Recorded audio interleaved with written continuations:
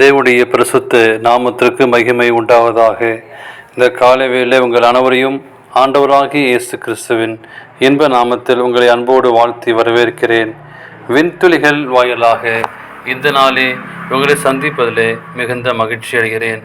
2 தீமோத்தேயு 3 வாக்கியம் சொல்கிறது, வேத வாக்கியங்கள் எல்லாம் தேவ ஆவியால் எழுதப்பட்டிருக்கிறது என்று சொல்லி நாம் வாசிக்கிறோம். பரிசுத்தவங்களுக்கு என்று வேதத்தில் அநேக வாக்குத்தத்தங்களை கர்த்தர் கொடுத்திருக்கிறார். அங்கு வாக்குத்தத்தங்களை உரிமை பாராட்டும் போது பரிசுத்த ஜீவியம் உங்களுக்குள் உருவாகும். ஆகவே அந்த வாக்குத்தத்தங்களை எல்லாம் விசுவாசத்தோடு ஏற்றுக்கொள்ளுங்கள். வேதம் சொல்கிறது, நீங்கள் கிருபைக்கு கீழ்ப்பட்டிருக்கிறபடியால் பாவம் உங்களை மேற்கொள்ள மாட்டாதே என்று சொல்லி அப்போஸ்தலனாகிய பவுல் ரோமர் 6:14 எழுதுகிறார். குமாரன் உங்களை விடையாக்கினால் மெய்யாகவே விடுதலையாவீர்கள்.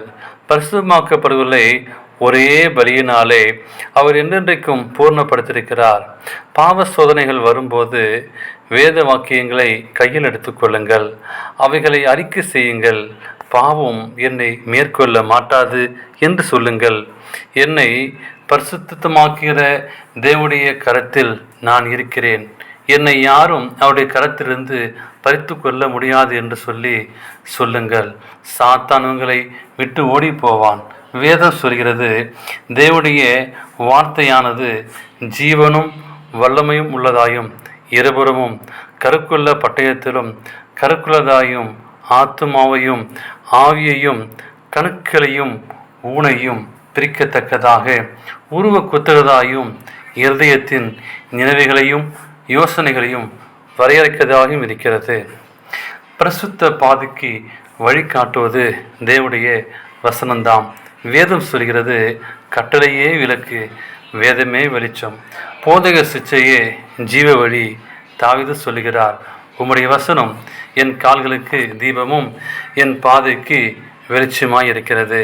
தேவனுடைய பிள்ளைகளே, ஒவ்வொரு நாளும் அதிகாலையிலே எழுந்து வேத வாக்கியங்களை வாசியுங்கள்.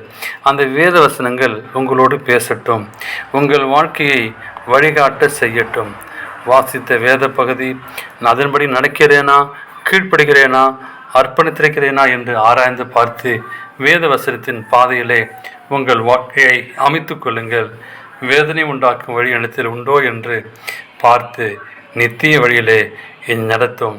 வேதனைய வசனம் பாவம் உள்ள மனுஷனை கடந்து கொள்கிறது, எல்லாவற்றுக்கும் மேலாக பரிசுத்தப்படுத்துகிறது. பரிசுத்தமாக்குதலுக்கும் வேத வசனத்துக்கும் ஆழமான ஒரு தொடர்பை உண்டு பண்ணுகிறது. தேவ வசனத்தால் பரிசுத்தம் அடையத்தக்க தேவன் உங்களை கிருபை செய்வாராக. ஆமேன்.